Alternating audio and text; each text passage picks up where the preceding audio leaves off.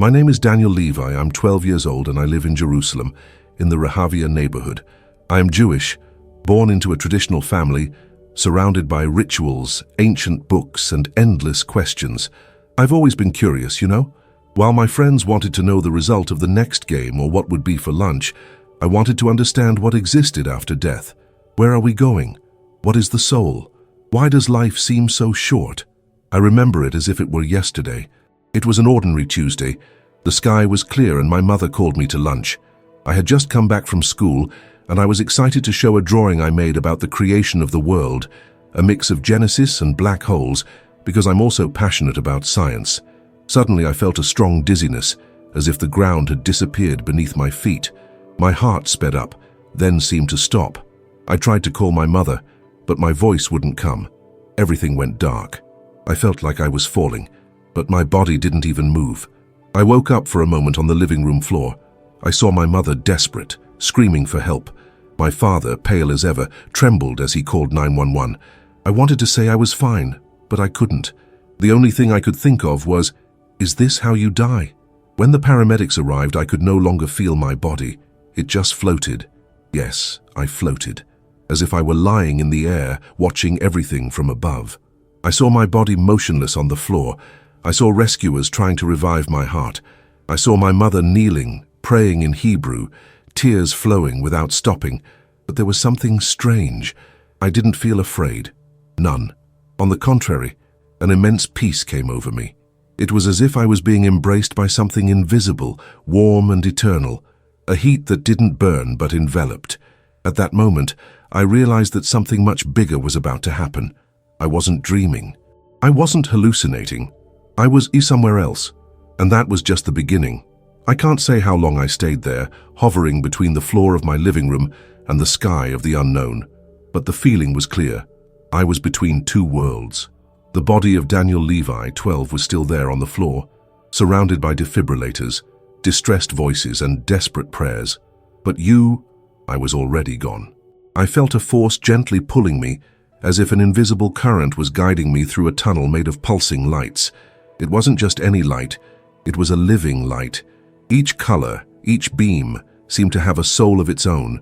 Blue, gold, white, colors I had never seen on Earth. Colors that seemed to sing. As I was taken away, I saw scenes passing around me as if they were memories. But not just mine. They were memories of other people. A father hugging his son before he dies. A woman forgiving someone who betrayed her. A lone boy looking at the sky and asking, "Are you there, God?" All of this passed through me like a hot wind. It touched, passed through, and left marks. And suddenly I understood.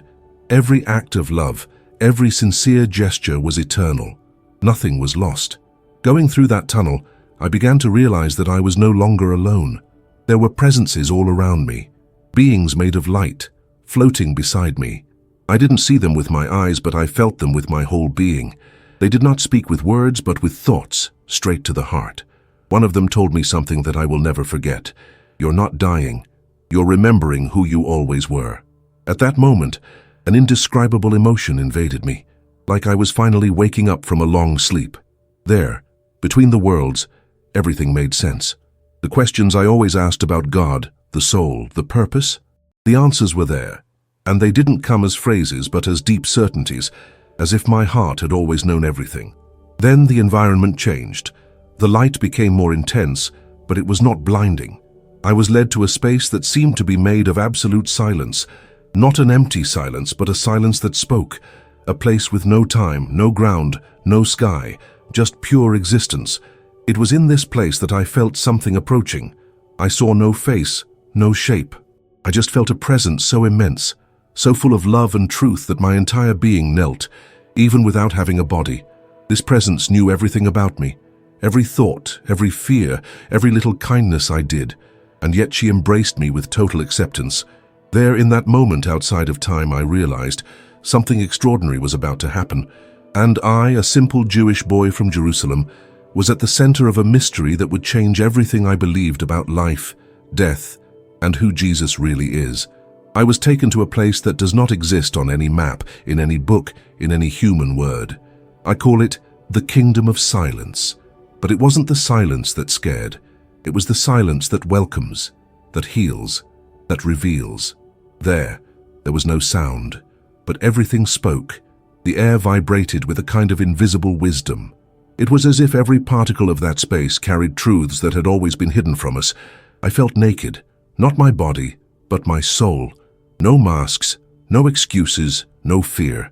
For the first time, I was just me. In this realm, I began to notice other presences around me. They were souls like me, but in different states. Some glowed with an intensity that was almost impossible to look at. Others seemed dull, as if they were carrying weights that they couldn't let go of.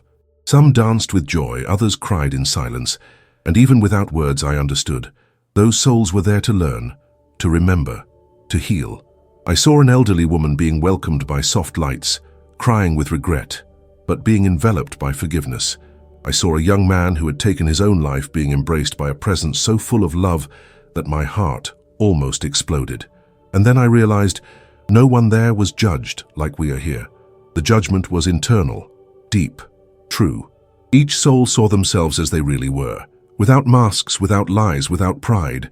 And in the midst of all this, I felt a different presence, stronger, older, closer. She didn't impose herself, just was arriving, and with it came a wave of love so intense, so absolute that I cried. Tears of the soul, that was indescribable. That presence slowly approached. It wasn't just any light, it was the origin of all lights. I felt like she knew me before I even existed, and when she revealed herself, not with words but with essence, my heart shook. You are here to remember. I was surrounded by images of my life, not the big ones, but the small ones. The smile I gave to a sad colleague, the time I chose to tell the truth, even though I was scared, the day I hugged my father even after fighting. Everything was shown with love, not accusation. And then came the question. It wasn't a question asked with voice. It was a vibration that invaded every part of me. What did you do with the love you received? I froze. It wasn't easy to answer. I realized how many times I was selfish, how many times I ignored other people's pain, how many times I closed myself off out of pride. But I also saw my sincere attempts to be good, even without understanding everything. It was then that in front of me a face began to form. At first, it was just a silhouette, made of light and compassion. But little by little, line by line, it took shape. First the eyes, then the mouth, the nose, the beard, the hair. A face that seemed to carry all the pain and all the hopes in the world. And I, without understanding, just whispered, "Who are you?" And a voice steady as thunder and gentle as a breeze replied, "You already know me." There, in front of that face that formed in the light, I felt something I had never felt before, a perfect mixture of fear and peace. It was as if my soul had recognized something that my intellect was still trying to deny. The face was increasingly clear, but at the same time, impossible to describe exactly. It wasn't just physical beauty, it was a presence that surpassed form. It was love, true, justice, compassion, everything, in one look. The eyes, oh, the eyes, deep as the sea, gentle as a sunset over the Judean mountains. When they stared at me, I felt as if time had stopped. It was impossible to hide anything from him. And interestingly, I didn't want to hide anything. He didn't say anything. He just looked inside me. And in that look, all the masks fell. I was just Daniel. No memorized prayers, no rituals, no excuses. Just me. Raw, transparent, human. So once again, the question returned, but now with the strength of 1,000 truths. What did you do with the love you received? There was no trial. There was just truth. I remembered the first time my mother hugged me after a fever, from my grandfather's affection when he taught me how to read the Torah, from the look on my father's face when he saw me get my first drawing right. All of that was love. And me? What did I do with that? I thought about the times I responded impatiently, the times I chose to remain silent when someone needed me, in every word that hurt, in every gesture of coldness, and also the times I tried hard, even when I was scared, when I apologized, when I shared my lunch with someone sad, when I defended a colleague being mocked. I started to cry, but it was no ordinary sadness. It was a wake-up call. I understood now that every choice, no matter how small, counted. Every act of love echoed in that other world. Nothing went unnoticed. The face in front of me, which I now recognized, yes, I recognized, even though I didn't want to accept it, came even closer. He wasn't just a figure, he was truth incarnate. And yet, he didn't condemn me, he just loved, with a strength that disarmed me inside. "But I'm Jewish," I said, shaking inside. "Why are you here?" And he replied, with the calm of someone who knows all the beginnings and all the ends. "Because I always have been. You just didn't know." In that instant, I felt as if the floor of the universe had opened up beneath me.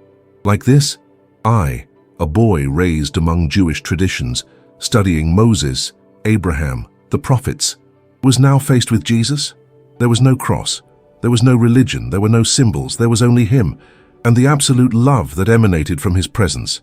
He didn't try to convert me. He didn't try to convince me. It just showed me that he was always there, in every gesture of kindness, in every truth spoken with love, in every silent sacrifice. It was not exclusive to one faith. It was the missing link that connects all sincere hearts. And then he said to me, "Daniel, you will come back. And when you come back, you will remember my face, and the world will remember what I became, but they forgot who I am." At that moment I knew my mission was not over yet. The face before me was no longer just a face. It was a mirror of all humanity. It was the compassion I always wanted to feel, the forgiveness I never believed I deserved, and the love I didn't even know existed. Jesus, yes, now I could say his name inside me, didn't ask me for anything. He did not impose faith. He just era. His presence filled everything. His voice didn't come out of his mouth, but it resonated in every particle of my soul. He showed me images, not of war or of judgment, but of oblivion. I saw full churches, crowded temples, discussions between religious people. I saw crosses erected out of hate, not love. I saw people fighting for him without understanding who he really was. He didn't show me dogmas. It showed me people, suffering, afraid, waiting for a love that seemed far away. "Daniel," he said, "I did not come to give you a new religion. I came to remind you of what is already within you."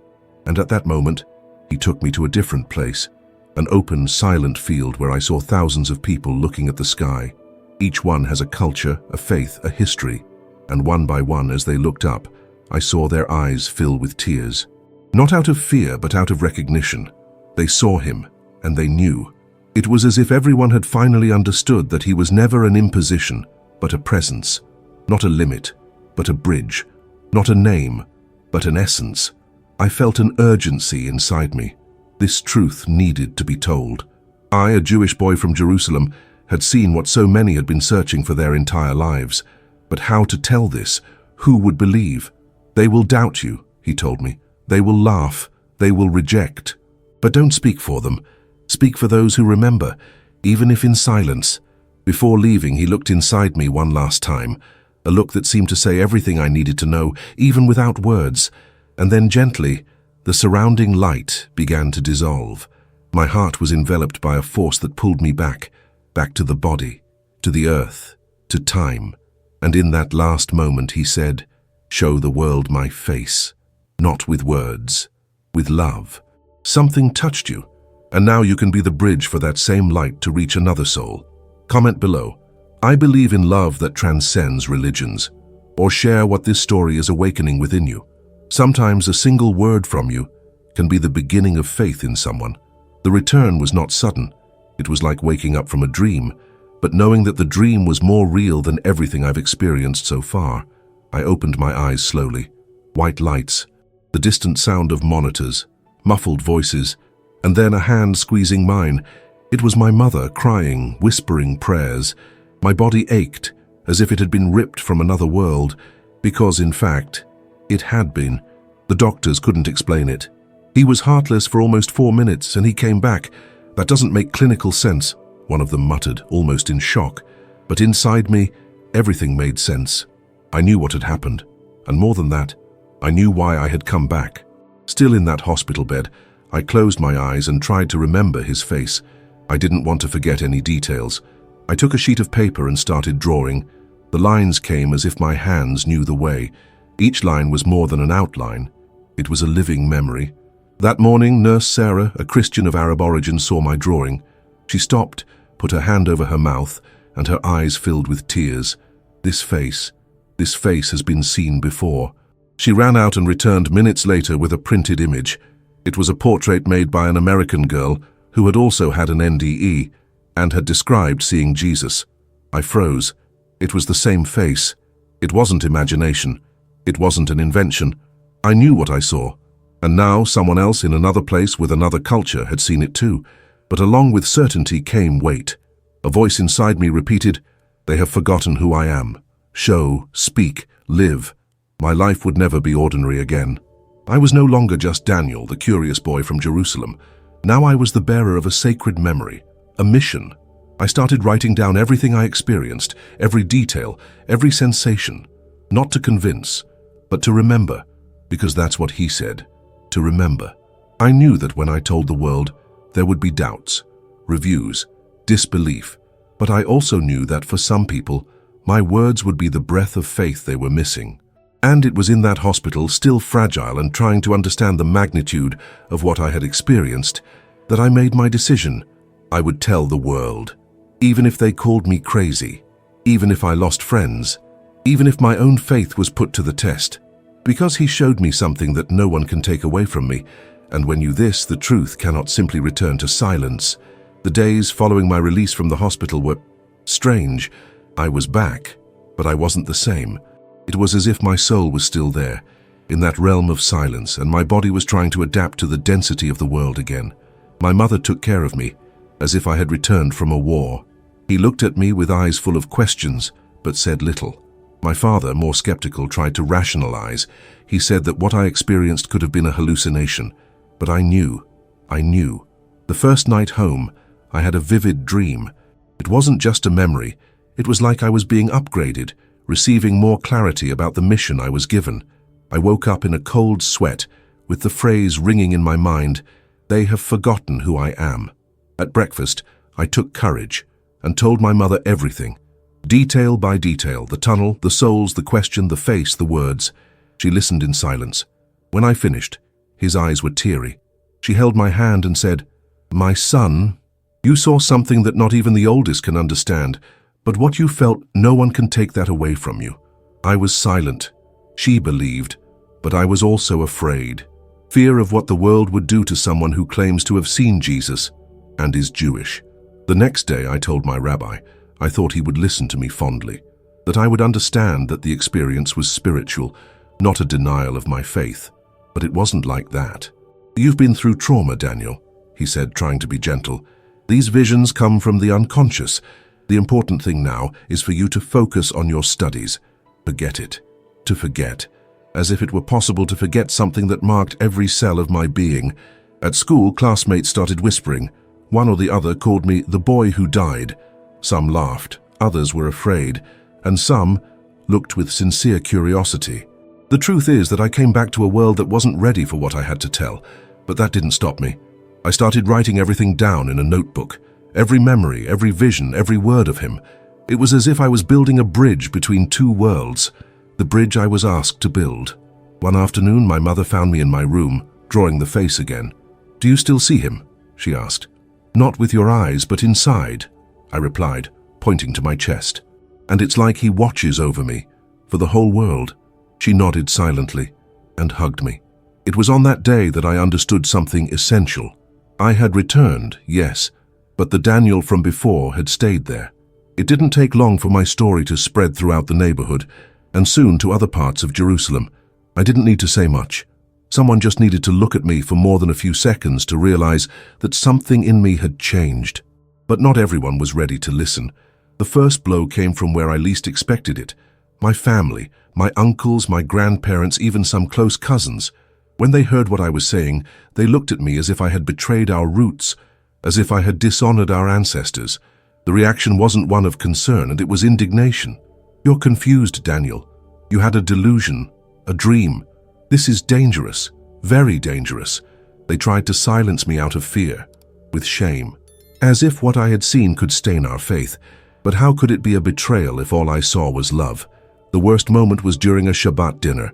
The table was full. The food smelled of childhood, of the traditions that had always warmed me. But all I had to do was mention the vision again for the silence to spread like a dark cloud. My grandfather hit the table hard. He arrives. I don't want to hear about this anymore. Jesus has no place in our house. You are Jewish. Never forget that. I was silent. I swallowed the tears. And I went to my room alone with my chest on fire. I didn't want to change my faith. I didn't want to convert anyone. I just wanted to share what I saw. I wanted them to understand that I had seen love in its purest form, and it had a face that spoke beyond religions. I started drawing more and more. It was as if my heart needed to put on paper what the world wasn't ready to hear. Every trace was a living memory. Every shadow in his eyes reminded me of the pain I felt at not being understood, but still I continued, because something inside me screamed, "You can't bury this truth." I started leaving notes with phrases that came to mind. I left it on school desks, on park benches, even on the Western Wall. Phrases like, "Love doesn't need a name to be true. His face lives in every gesture of compassion. You've seen it. You just haven't realized it yet." Some people started looking for me, in secret, in silence. They wanted to know more, they wanted to hear, and I noticed something in his eyes that I had already seen before. Thirst for truth. But with the interest came the sideways glances, the muffled conversations, the veiled threats. I was just a boy, but it was already considered dangerous. That night, I couldn't sleep. My grandfather's gaze still weighed on me, and his words echoed in my mind like hammers. Jesus has no place in our house. But how can I deny what I saw? How can I silence an experience that transformed every cell of my being? I sat at the desk in my room, took out my old sketchbook and started drawing.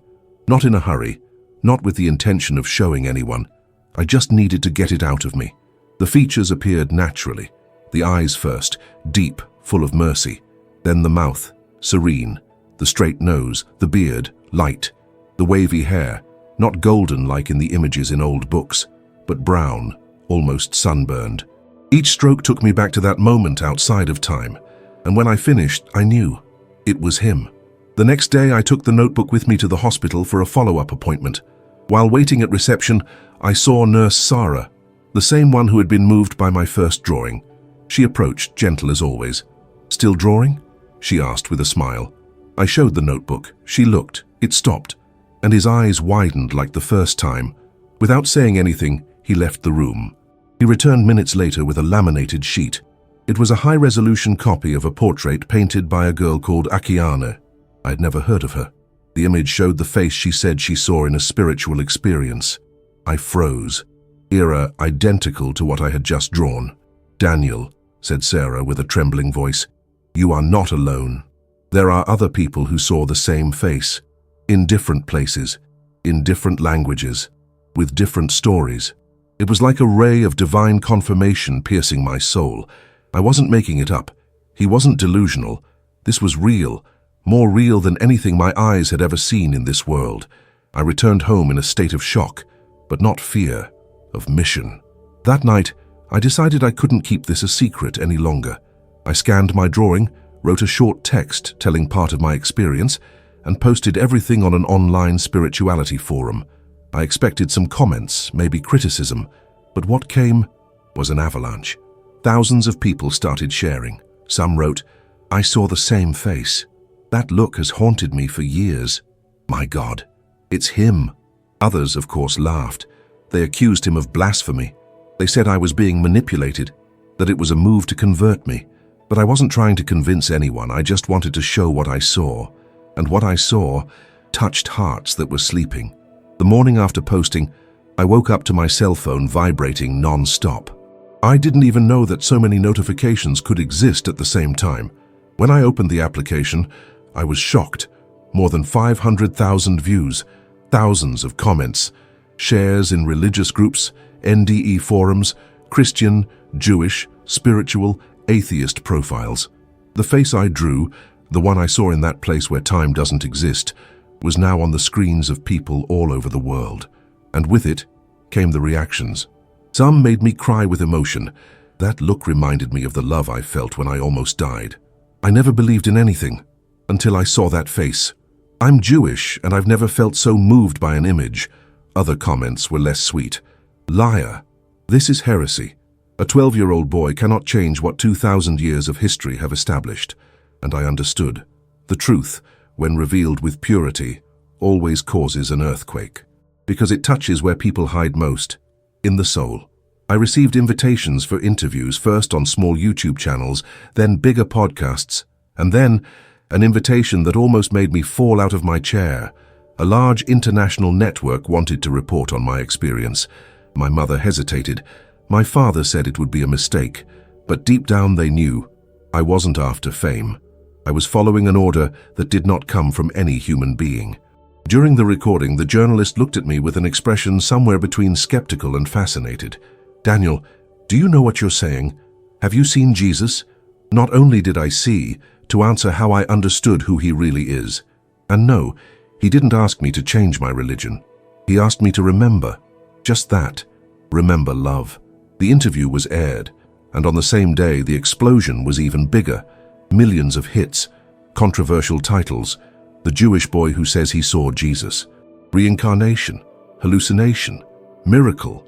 Questions took over the world, and with them came the extremes. While some called me a prophet, others called me a traitor. While some knelt before the screen, others spat hateful words. But something was undeniable. No one could remain indifferent, and in that digital chaos, I only thought about one thing. They're feeling it. Even if they deny it, they're feeling it. Because the truth needs no defense. She just needs to be seen. As the face I saw was waking up something the world tried to bury long ago, I thought the worst was over. That the judgment of my community, the crooked looks of neighbors, the online debates, would be the limits of resistance. But I was mistaken. When the interview aired internationally, something changed. History stopped being a curious phenomenon and became a target. The first threats came as whispers, private comments, strange emails. Phrases like, "You're messing with what you don't understand. Turn back before it's too late. Jesus doesn't want a Jew to speak for him." At first I ignored it. I thought, they're just words, nothing more. But then they started knocking on our door in the middle of the night, 3 times in a week. And when my mother went to the market, an unknown man whispered in her ear, "Keep your child silent." That's when fear entered for the first time. Not the fear of death, but the fear that the mission given to me would be interrupted before it was accomplished. My father, once skeptical, was now full of nerves. Installed cameras, changed the locks, and for the first time in a long time, he asked me to talk, but not as a father to his son. It was like man to man. "Are you sure what you're doing, Daniel? This could destroy our family."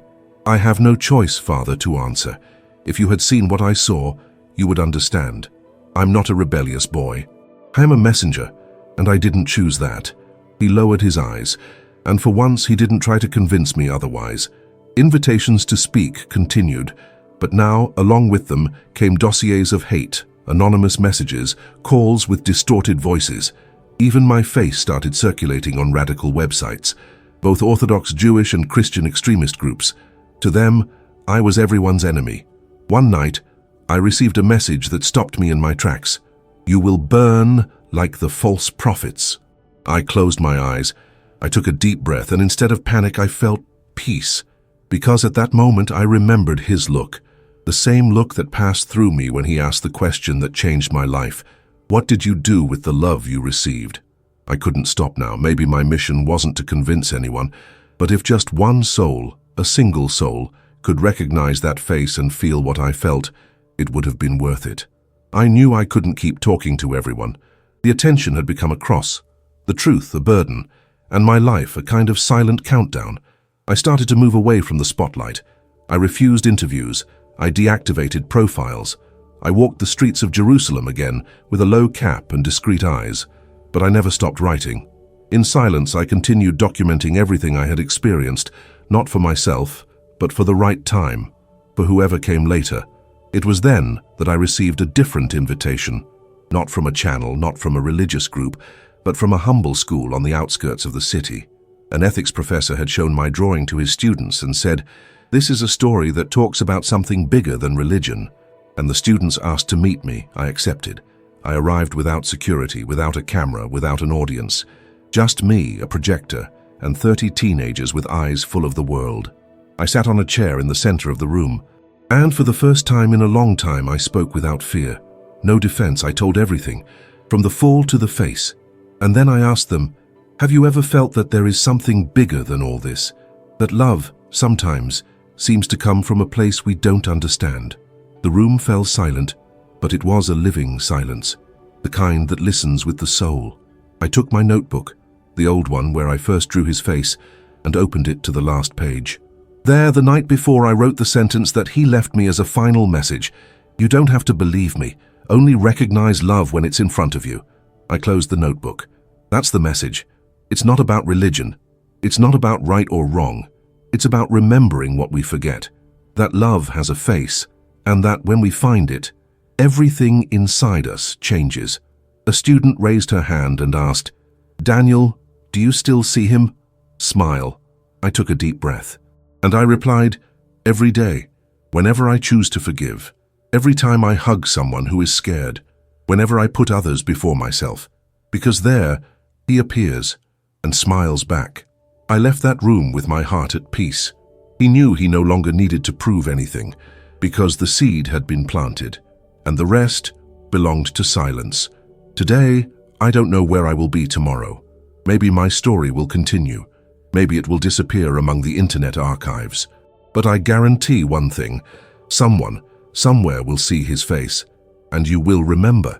If at any point in this video, you felt the voice of God speaking to you, if your heart quickened or a tear fell without you knowing how to explain why, then I ask you, subscribe to this channel, not for me, but so that this message continues to reach other lives as it has reached yours now.